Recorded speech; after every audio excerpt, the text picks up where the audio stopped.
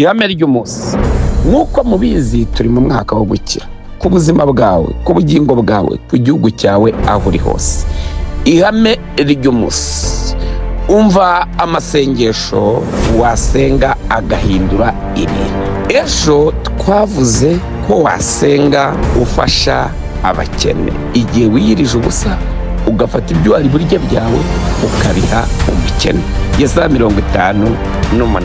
Noneho rero uyu munsi ndashaka kukubwira irindi sengesho rya kabiri wasenga ibintu bigahinduka. Nugusenga watura amagambo y'ubutsinzi.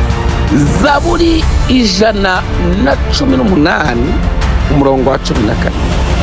Sizapfa ahubwo nzara nekerereza abantu imirimo Uwiteka yakoze.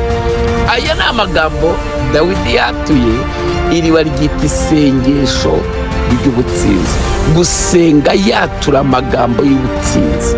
Matayo 12:37. Amagambo yawe niyo azagutsindishiriza kandi amagambo yawe niyo azagutsindisha. Iyo usenga watura amagambo y'ubutsinzi ubona itsinzi mu buzima bwawe, ibintu birahinduka. Ugerageze kuva uyu munsi niwongere gusenga uvuga ngo ndapfuye, niwongere gusenga uvuga ngo ndi umukene, niwongere oya. Bibiliya iravuga ngo umunyantege nke yatureka ari umunyembaraga.